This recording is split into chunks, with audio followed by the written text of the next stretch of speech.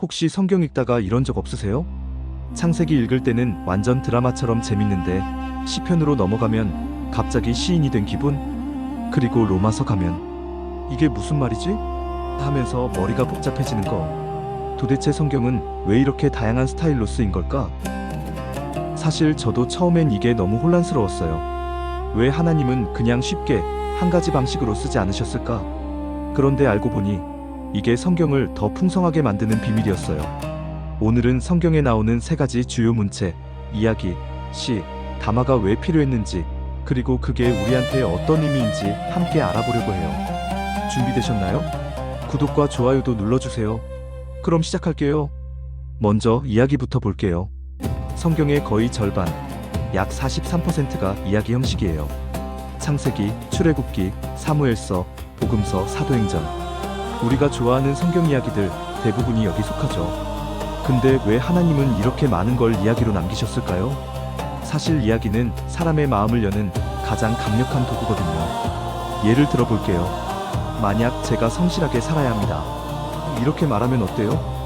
네, 맞는 말이긴 한데 하고 흘려들을 수 있잖아요. 그런데 만약 제가 이렇게 말한다면? 옛날에 한 청년이 있었어요. 매일 새벽 5시에 일어나서 일했고 사람들이 무시해도 묵묵히 자기 일을 했죠. 10년이 지나자 그 청년은 나라를 이끄는 리더가 되었어요. 갑자기 귀가 열리지 않나요? 이게 바로 이야기의 힘이에요. 성경도 똑같아요. 하나님은 나를 믿으라고만 명령하지 않으세요. 대신 아브라함, 다윗, 베드로 같은 사람들의 이야기를 통해 보여주시죠. 그들도 우리처럼 실수했고 두려워했고 넘어졌어요. 그런데 하나님은 그들을 포기하지 않으셨죠. 그래서 우리가 성경 이야기를 읽을 때 단순히 다윗처럼 되어야지가 아니라 나도 다윗처럼 약하지만 하나님은 여전히 나를 사랑하시는구나, 이걸 경험하게 되는 거예요. 자, 이제 두 번째 시입니다. 성경의 약 33%가 시 형식이에요. 시편, 잠언, 아가서, 그리고 예언서 대부분이 시로 되어 있죠. 예언서도 시라고요? 네, 맞아요. 이사야, 예레미야, 이 책들도 대부분 히브리 시예요. 근데 시는 왜 필요할까요?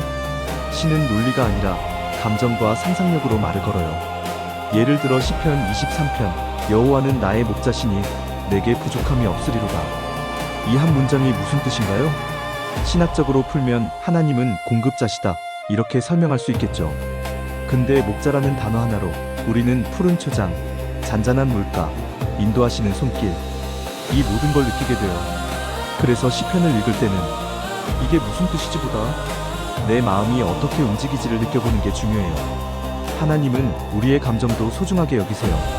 그래서 성경의 3분의 1을 시로 남기신 거예요. 마지막은 담화예요. 성경의 약 24%가 담화 형식이에요. 율법, 예언자들의 연설, 바울의 편지들, 이 모든 게 담화에 속하죠.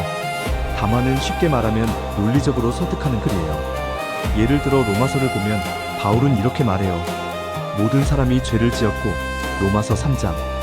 그래서 우리는 스스로 구원받을 수 없지만, 로마서 5장. 예수님이 우리 대신 죽으셨고, 로마서 6장. 그 은혜로 우리는 자유롭게 되었다, 로마서 8장. 담화의 목적은 명확해요. 우리의 생각을 바꾸고 그 생각이 우리의 삶을 바꾸게 하는 것. 그래서 바울의 편지를 읽을 때는 그냥 좋은 말씀이네 하고 끝내는 게 아니라 그래서 나는 어떻게 살아야 하지를 고민하게 돼요. 야고보서 1장 22절에 이런 말씀이 있죠. 말씀을 듣기만 하고 행하지 않는 자는 거울을 보고 잊어버리는 사람과 같다. 담화는 바로 이걸 위한 거예요. 하나님의 진리를 이해하고 그대로 살아내기 위해. 자, 여기서 재밌는 게 하나 있어요. 성경의 한 책이 한 가지 문체로만 되어 있지 않다는 거예요. 예를 들어 출애굽기는 이야기지만 그 안에 시도 있고 율법도 있어요. 복음서는 예수님의 생애 이야기지만 그 안에 비유도 있고 설교도 있죠. 왜 하나님은 이렇게 섞어 놓으셨을까요? 왜냐하면 하나님은 우리의 모든 부분에 말씀하고 싶으시니까요. 그 이야기는 우리의 상상력과 공감 능력에 말을 걸고, 시는 우리의 감정과 마음에 말을 걸고, 담화는 우리의 이성과 의지에 말을 거는 거예요. 그래서 성경을 읽을 때 내용만 읽으면 안 돼요.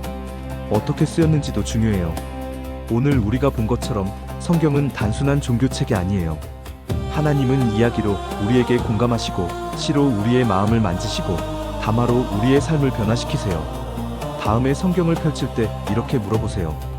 이 말씀은 지금 나에게 어떤 방식으로 말을 걸고 있을까? 성경은 하나님이 당신에게 보내신 이야기이자 시이자 편지예요. 오늘도 그 말씀에 귀 기울여 보세요. 그리고 그 말씀이 여러분의 삶이 되길 바랍니다. 다음 영상에서 또 만나요.